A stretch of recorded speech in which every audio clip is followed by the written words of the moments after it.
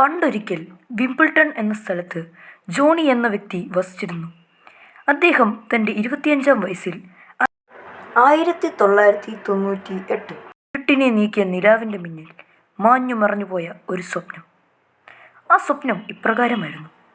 അദ്ദേഹം ഒരു നക്ഷത്രത്തിൻ്റെ ചിഹ്നമുള്ള വാതിൽ കാണുന്നു. ആ പ്രവേശന കവാടം തുറക്കുന്നു. നീല ലോകത്തിലെ അത്ഭുത ജീവികളെപ്പോലെ ചുറ്റും നിറഞ്ഞിരിക്കുന്നു. കിനാവ് കണ്ട ജോണി ഞെട്ടി ഉണരുന്നു. പിന്നീട് അദ്ദേഹം അല്പം വെള്ളം നേടി ദാഹം തീർക്കാമെന്ന് വെച്ചു. തിരികെ വരുമ്പോൾ അദ്ദേഹത്തെ ഒരു വലിയ ജീവി പിന്തുടരുന്നതായി തോന്നി. അത് മനഃശാസ്ത്രത്തിൻ്റെ കളിയാകുമോ? ഈ കണ്ടതിൻ്റെ പൊരുൾ എന്തായിരിക്കും? ഋതുക്കൾ മിന്നിമാഞ്ഞു. അങ്ങനെയിരിക്കെ ജോണിക്ക് തൻ്റെ കൂട്ടുകാരൻ്റെ പ്രയാണത്തെക്കുറിച്ചുള്ള വാർത്ത കിട്ടുന്നു. അന്വേഷിച്ചപ്പോൾ അദ്ദേഹത്തിൻ്റെ കൂട്ടുകാരൻ ദൂരത്തു നിന്ന് കണ്ട ആ പ്രതിഭാസം വിവരിക്കുകയാണ്. ഒരിക്കൽ അദ്ദേഹത്തിൻ്റെ മിത്രം സൂര്യനെ വിഴുങ്ങാൻ കെൽപ്പുള്ള ആ നീല ലോകത്തിലൂടെ കപ്പലിൽ തൻ്റെ സഞ്ചാരം നടത്തുന്നു. സഞ്ചാരത്തിൻ്റെ വഴികളിൽ അദ്ദേഹത്തിൻ്റെ മുൻപിൽ ആ ദ്വീപ് ദൃഷ്ടിയിൽപ്പെട്ടു. ആ ദ്വീപ് നിറയെ മരങ്ങൾ ഉള്ള സ്ഥലമായിരുന്നു.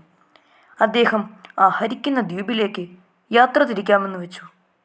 പ്രയാണത്തിൽ ദ്വീപ് കണ്ടപ്പോൾ അതൊരു വലിയ ദ്വീപായിരുന്നുവെന്നും അതിൻ്റെ പേര് ബ്ലാക്ക് ഡെഹോറ എന്നാണെന്നും കൂട്ടുകാരൻ വഴി മനസ്സിലായി.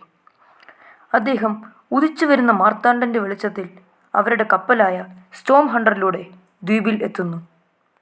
ഏകദേശം 2 ദിവസത്തോളം കഴിഞ്ഞാണ് അവർ എത്തുന്നത്. ദ്വീപിൽ വന്ന അവർ അവിടെ നിന്ന് ഒരു അണ്ടർഗ്രൗണ്ട് ടണൽ കണ്ടെത്തുന്നു.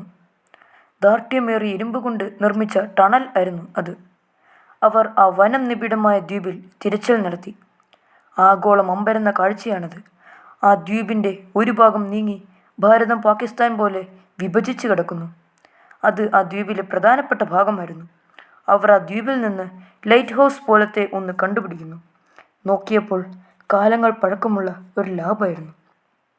അവിടെ ഒരു എഴുത്തുണ്ടായിരുന്നു. എഴുത്ത് ഇങ്ങനെയായിരുന്നു: "I am a mysterious scientist.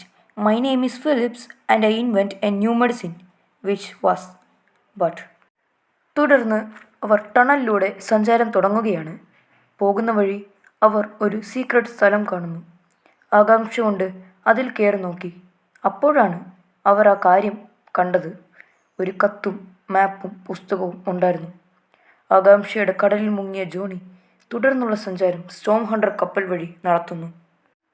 അവർ ആ മാപ്പ് നോക്കിയപ്പോഴാണ് ആ പ്രതിഭാസം കണ്ടത്. വർഷങ്ങൾക്ക് മുമ്പേ കാണാതെ പോയ ബ്ലാക്ക് സ്പെയ്ഡ് എന്ന് പറയുന്ന കടൽ കൊള്ളക്കാരുടെ കപ്പലായിരുന്നു. അവർ അമ്പരന്നുപോയി. അവർ ആ കപ്പലിനെ തേടിയുള്ള യാത്ര തുടങ്ങി. 4 ദിവസത്തിനു ശേഷം അവർ ആഫ്രിക്ക എന്ന ഭൂഖണ്ഡത്തിലെത്തുകയാണ്. അവിടുത്തെ സെനീഗൽ എന്ന് പറയുന്ന സ്ഥലത്തായിരുന്നു വിശ്രമം. അവിടുത്തെ ആദിവാസികൾക്കും ഗോത്രവർഗക്കാരും ഓസ്ട്രേലിയയിലെ ഒരു മനുഷ്യൻ അവരെ കാണാൻ വന്നിരുന്നുവെന്ന് ബോധിപ്പിക്കാൻ ശ്രമിച്ചു. പക്ഷേ അവർക്കൊന്നും മനസ്സിലായില്ല.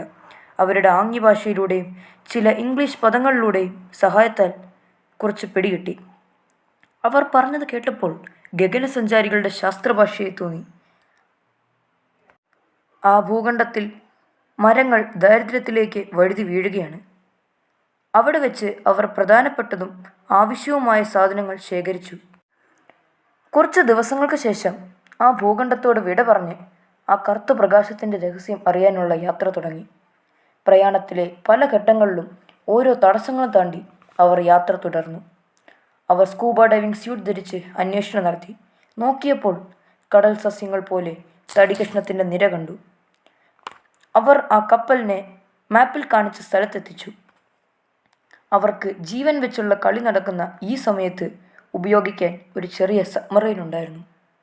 തുടർന്ന് ദൂരദർശിനിയിലൂടെ നോക്കിയപ്പോൾ ആ കപ്പൽ ദൃഷ്ടിയിൽപ്പെട്ടു. ആ ബ്ലാക്ക് സ്പെയ്ഡ് കപ്പൽ 40 മൈൽ ദൂരത്തായിരുന്നു.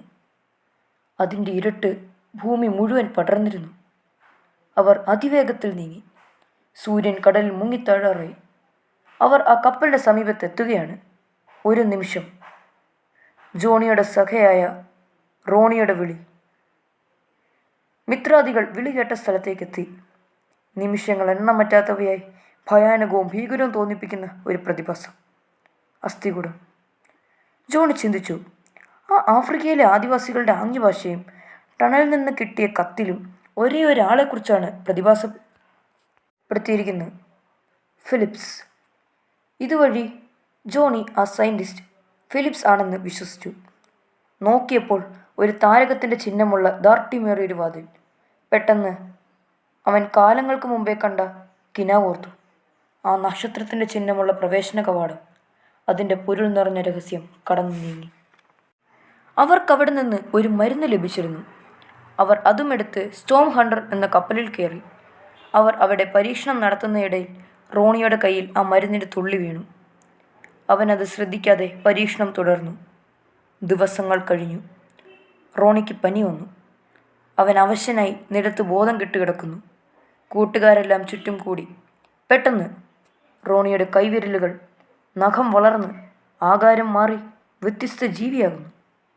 ജോണി ഇത് കണ്ടതും അവിടെ നിന്ന് ഓടി ഡ്രൈവറിൻ്റെ സ്ഥലത്ത് പോയി നിൽക്കുന്നു. തിരിഞ്ഞു നോക്കിയപ്പോൾ ആ ജീവി പിന്നിൽ നിൽക്കുന്നു. ഭൂമിയെ ഇളക്കി മറിച്ചതുപോലെ എനിക്ക് തോന്നി. പെട്ടെന്ന് ആ ജീവി അദ്ദേഹത്തെ ആക്രമിക്കാൻ വരുന്നു. ആ കപ്പൽ തലചുറ്റുള്ള മനുഷ്യനെ പോലെ ചുറ്റി ചുറ്റി അടുത്തുണ്ടായിരുന്ന ആ സ്ഥലത്തിടിച്ചു. ആ ജീവികൾ പുറത്തിറങ്ങി. ആ ജീവി നഖം കൊണ്ട് മാന്തി മറ്റുള്ളവരെ അവരെപ്പോലെയാക്കുന്നു. ദുഷ്ടവ്യക്തികൾ നല്ലവരെ ദുഷ്ടയാക്കുന്ന പോലെ. സൂര്യൻ ഗർത്തത്തിലാണ്ടു. ജോണി എഴുന്നേറ്റ് ചുറ്റും നോക്കി. അദ്ദേഹം ആ കപ്പൽ തന്നെയായിരുന്നു. അവൻ നോക്കിയപ്പോൾ പുറത്ത് ഒരു മനുഷ്യൻ മറ്റുള്ളവരെ മാന്തുന്നു. അവൻ അവൻ്റെ കയ്യിലിരുന്ന പിസ്റ്റൽ എടുത്തുകൊണ്ട് പുറത്തിറങ്ങി. പെട്ടെന്ന് ഓടിയൊരു സ്റ്റോറിൽ കയറി. ആ വ്യത്യസ്ത ജീവിയായ മ്യൂട്ടൻസ് മറ്റുള്ളവരെ മാന്തുന്നതിനിടയിൽ പെട്ടെന്ന് ആ സ്റ്റോറിൽ കയറി. അവർ നോക്കിയപ്പോൾ ആരെയും കാണുന്നില്ല. അവൻ സാഹസിക വിദ്യകൾ നടത്തി അവിടുന്ന് രക്ഷപ്പെട്ട് ഷിപ്പിലേക്ക് തിരിച്ചു പോകുന്നു. ഷിപ്പിൽ തിരിച്ചെത്തിയ ജോണി തൻ്റെ സ്മാർട്ട് വാച്ചിലൂടെ നോക്കിയപ്പോൾ മ്യൂട്ടൻസിൻ്റെ ആ വാർത്ത കണ്ടെത്തുന്നു. തുടർന്ന് മുന്നോട്ട് നീങ്ങി എത്തിയപ്പോൾ അതിനുള്ളിൽ 2 മ്യൂട്ടൻസ്. അവർ കയ്യിലുണ്ടായിരുന്ന പിസ്റ്റൽ എടുത്ത് തലയിലേക്ക് ഷൂട്ട് ചെയ്യുന്നു. മറ്റേതിനെ ആക്രമിച്ച് തോൽപ്പിക്കുന്നു. ആ മ്യൂട്ടൻസ് തൻ്റെ ദേഹത്തിൻ്റെ ഉള്ളിൽ നിന്ന് നീല നിറത്തിലെ രക്തം ഒഴുകുന്നു. ജലപാതത്തിൽ നിന്ന് ഒലിച്ചിറങ്ങുന്ന പാമ്പുകളെപ്പോലെ തോന്നി. അവൻ അവിടെയുണ്ടായിരുന്ന പുസ്തകവുമെടുത്ത് ഉള്ള സാഹചര്യങ്ങൾ കൊണ്ട് കണ്ടുപിടിക്കാമെന്ന് വെച്ചു. അങ്ങനെ അദ്ദേഹം ആ പുരാതന പുസ്തകമായ the book of evil door A152 എടുത്ത് വായിച്ചു നോക്കി. അങ്ങനെ ഒരു കഥ കിട്ടി. കഥ ഇതായിരുന്നു. പണ്ട് ഒരിക്കൽ ബ്ലാക്ക് ഡെഹോറ എന്ന ദ്വീപുണ്ടായിരുന്നു.